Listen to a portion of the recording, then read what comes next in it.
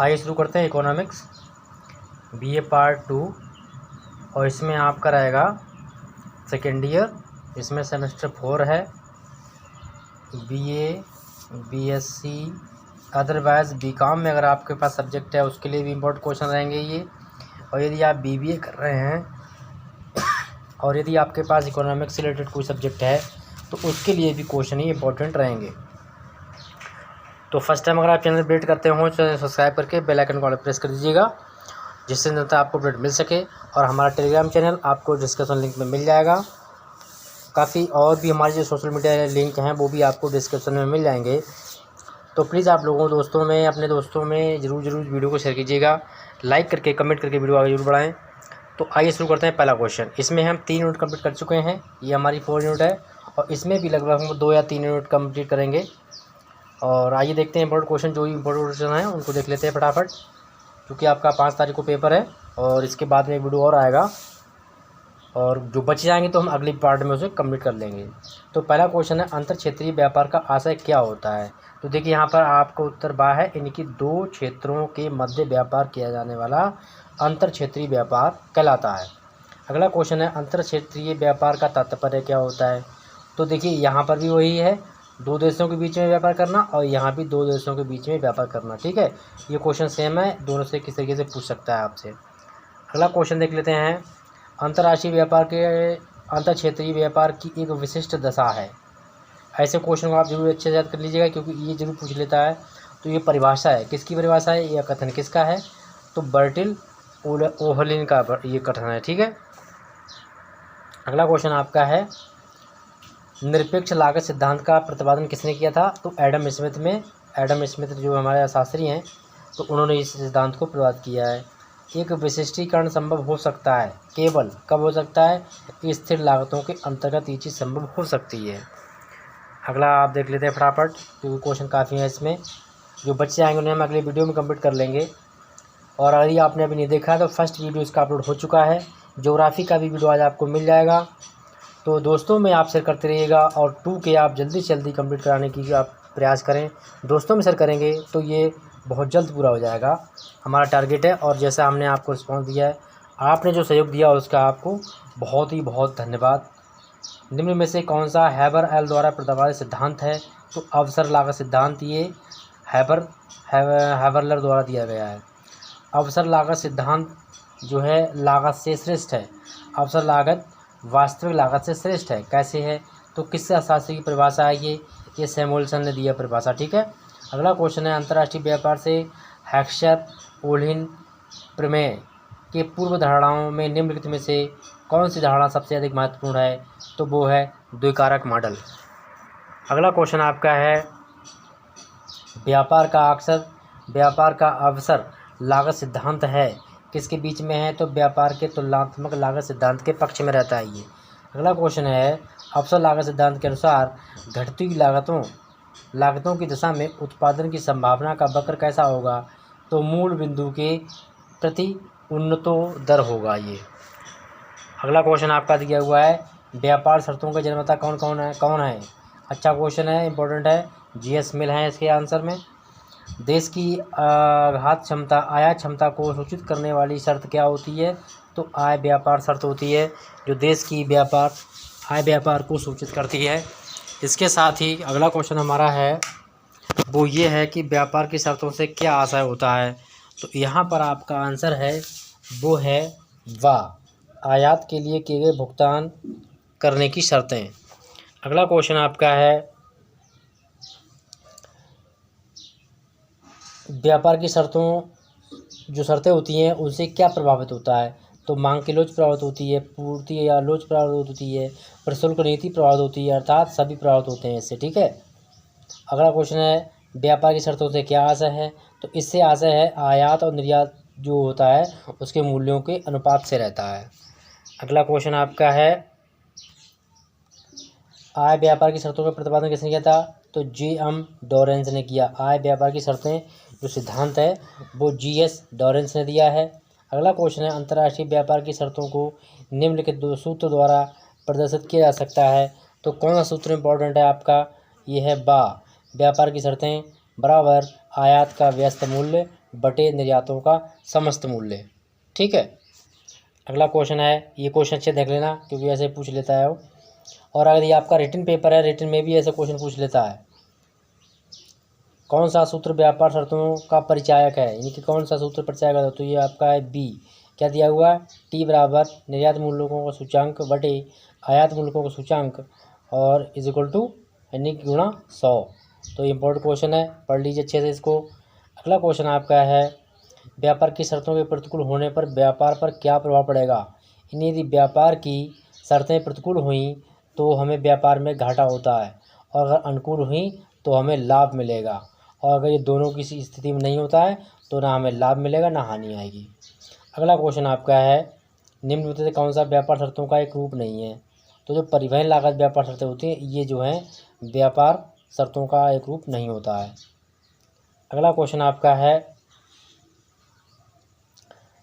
अनुकूल व्यापार की शर्तें, उससे क्या आशय होता है। तो निर्यात वस्तुओं के बदले कम आयात करना, यानी हम निर्यात अधिक वस्तुओं करें और आयात जो है कम वस्तुओं करें। तो ये जो आपका है वो आता है आपका अनुकूल व्यापार की शर्तों के अंतर्गत। अगला क्वेश्चन आपका है, पी अपॉन पी, ठीक है, कौन सी व्यापार शर्त को व्यक्त करता है। तो ये व्यक्त करता है शुद्ध व्यापार विनिमय, शुद्ध वस्तु व्यापार विनिमय व्यापार की शर्त को। अगला क्वेश्चन है, सकल वस्तु विनिमय व्यापार सिद्धांत जो शर्तें हैं वो किसने प्रभावित की। तो टार्जिंग ने की। ठीक है। अगला क्वेश्चन आपका है, निम्न में से कौन सी एक किसी देश के व्यापार की शर्तों को प्रभावित करने वाला कारक नहीं है। तो ये है अवमूल्यन है, प्रशुल्क है, आर्थिक समृद्धि है। ये क्या है, ये व्यापार की शर्तों को प्रभावित करते हैं, लेकिन स्थिर विनिमय मूल्य जो है वो इसे प्रभावित नहीं करता है। अगला क्वेश्चन आपका है, आय व्यापार की शर्तों का सूत्र कौन सा है। तो आपका सा है PX अपॉन PM। ठीक है, ये दिया हुआ है, इसको पढ़ लीजिएगा। अगला क्वेश्चन है, टोट किसे कहते हैं। टोट TOT, तो ये व्यापार की शर्तें होती हैं। ठीक है। अगला, निम्न में से कौन सा द्विघटीय समीकरण का सूत्र है। तो पहला है, इसका जो आंसर आपका बनेगा वो बनेगा बा। ठीक है, यहाँ पे दिया हुआ है आंसर आपका बनेगा इसमें लास्ट वाला D is equal to ZNX upon ZM। तो ये बनेगा इसका सूत्र। अगला क्वेश्चन देख लेते हैं फटाफट। मुक्त व्यापार के अंतर्गत वस्तुओं के मूल्य एवं सर्वत्र कैसे होते हैं, एक समान रहते हैं। स्वतंत्र व्यापार का दोष क्या होता है, उसमें कमी क्या होती है। तो गला काट प्रतियोगिता रहती है, ये हानिप्रद वस्तुओं का आयात होता है, और शिशु उद्योगों के लिए जो ये अनुपयुक्त रहता है, अर्थात ही सभी इसमें हानियाँ रहती हैं। स्वतंत्र व्यापार की नीति का समर्थन किसने किया था। तो प्रतिष्ठित अर्थशास्त्रियों ने इसका समर्थन किया, किसका, स्वतंत्र व्यापार की नीति का। अगला क्वेश्चन आपका है, स्वतंत्र व्यापार रुकावट में डालने में मदद कौन करता है। तो एकाधिकार, जो स्वतंत्र व्यापार है रुकावट डालने में हेल्प करता है, किसकी, एकाधिकार में। संरक्षण नीति का उद्देश्य क्या रहता है। तो मांग को पूर्णतः लोचदार बनाना, पूर्ति को पूर्णतः बेलोचदार करना, विदेशी प्रतिस्पर्धा को कम करना। मतलब कि सभी उपरोक्त में सभी है, डी वाला, यानी कि दा। अगला क्वेश्चन आपका है, संरक्षण की सबसे लोकप्रिय विधि कौन सी है। तो इनमें प्रशुल्क जो है इसकी सबसे अच्छी विधि है। अगला क्वेश्चन है, 1971 में संरक्षण नीति का प्रतिपादन किस अर्थशास्त्री द्वारा किया गया था। तो ये देगा अलेक्जेंडर हैमिल्टन, इन्होंने इस नीति को प्रस्तुत किया था सन 1971 में। किसकी, संरक्षण नीति का प्रतिपादन किया इन्होंने। अगला क्वेश्चन आपका है, संरक्षण के विपक्ष में तर्क दिया जाता है, ये अकुशल उद्योगों को बढ़ावा देता है, धन का असमान वितरण रहता है, उपभोक्ता को उच्च स्तर की वस्तुएं ना मिल पाना, मतलब सभी। अगला क्वेश्चन आपका है, एक देश एक भुगतान, इम्पोर्टेंट क्वेश्चन है। एक देश का भुगतान किस बात पर डिपेंड करता है, कैसा है। तो किसी विशेष वर्ष में विशेष अन्य देशों के साथ एक कुल आदि सौदों का लेखा जोखा करना। ठीक है। अगला क्वेश्चन है, व्यापार संतुलन का भुगतान क्या होता है। व्यापार संतुलन जो होता है, व्यापार संतुलन भुगतान संतुलन से छोटा होता है। अगला क्वेश्चन आपका है, भुगतान सदैव कैसा रहता है, संतुलित रहता है। भुगतान संतुलन का अंग क्या होता है? तो आपका आयात निर्यात हो गया, ब्याज और ऋण हो गया, और सरकार के व्यय, ये सभी इसी में आते हैं। भुगतान संतुलन में असंतुलन कब पाया जाता है? जब चक्रीय हो जाए, अस्थायी हो जाए और भुगतान चिरकालिक हो जाए, तो ये ऐसी घटनाएं होती हैं सभी। अगला क्वेश्चन है, प्रतिकूल भुगतान शेष ठीक करने के लिए अवमूल्यन कारगर होगा। कब होगा? जब हम आयात और निर्यात दोनों की मांग को लोचदार करा दें, लोचदार हो जाएं, तो प्रतिकूल भुगतान शेष को ठीक करने में अवमूल्यन कारगर होता है। अगला, अदृश्य मदों से व्यापार का अभिप्राय क्या है? तो सेवा कर से होता है ये। अगला क्वेश्चन आपका है, प्रतिकूल भुगतान संतुलन ठीक करने के लिए आयातों में कौन सा आय मौद्रिक नहीं है? तो आय प्रतिबंध। अगला क्वेश्चन आपका है, एक देश का व्यापार संतुलन में बराबर रहता है, तो निर्यात आयात अगर इनका संतुलन बराबर है तो उसका व्यापार देश का संतुलन बराबर बना रहेगा, संतुलन बना रहेगा। अगला क्वेश्चन है, भुगतान संतुलन का अधिक कारण क्या बन सकता है? रोजगार एवं मुद्रा की मात्रा में वृद्धि करने से। अगला क्वेश्चन आपका है,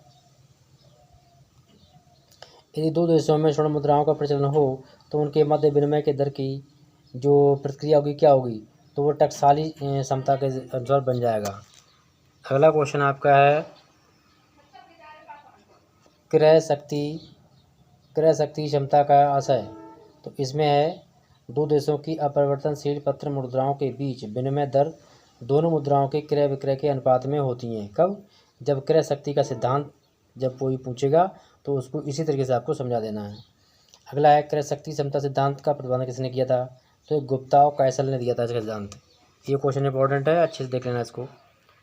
अगला क्वेश्चन देख लेते हैं हम, स्थिर अथवा निश्चित विनिमय दरों के पक्ष में तर्क दिया जाता है। क्या तर्क देते हैं? अंतर्राष्ट्रीय भुगतान में आय में कमी और नियोजन में सहायक, विदेशी पूंजी को प्रोत्साहन मिलता है, अर्थात ये चारों मतलब तीनों सही हैं, तीनों इसमें यूजफुल हैं।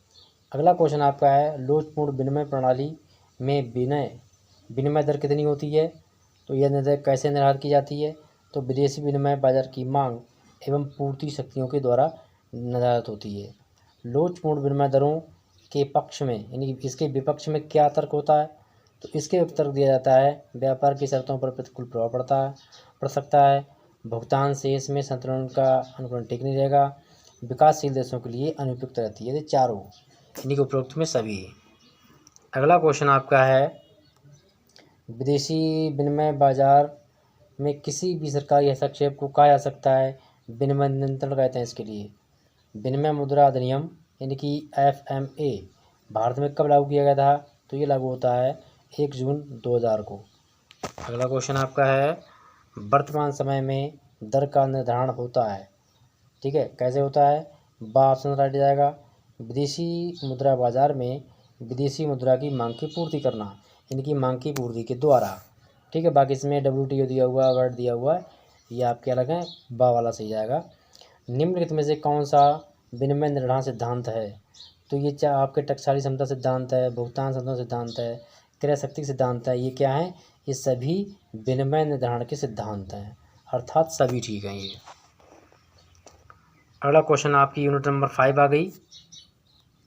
अगला क्वेश्चन है, राजस्व का संबंध किससे होता है? राजस्व का संबंध होता है सरकार की आय, व्यय और ऋण, ठीक है।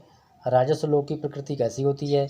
तो ये प्रकृति होती है, ये विज्ञान भी होता है और कला, दोनों तरीके की होती है। अगला क्वेश्चन आपका है, राजस्व की विषय सामग्री क्या है? तो आपकी सार्वजनिक आय, सार्वजनिक व्यय, सार्वजनिक ऋण, तो ये सभी इसमें आ जाते हैं। राजस्व का अर्थ क्या होता है?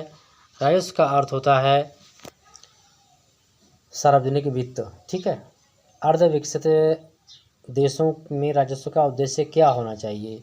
तो राष्ट्रीय आय में वृद्धि करना चाहिए, पूंजी निर्माण की दरों में वृद्धि करना चाहिए, मुद्रास्फीति को नियंत्रित रखना चाहिए। इस प्रकार से ये तीनों ऑप्शन हट जाएंगे किनके लिए? जो देश अर्धविकसित हैं। अगला क्वेश्चन आपका है, मसग्रेव, ठीक है, ये एक अर्थशास्त्री हैं, इकोनॉमिस्ट हैं। मगरसेब की विचारधारा के अनुसार लोक वित्त की विषय सामग्री शामिल नहीं है। किसमें शामिल नहीं होती है? तो पूंजी निर्माण व आर्थिक विकास, इसमें ये शामिल नहीं है।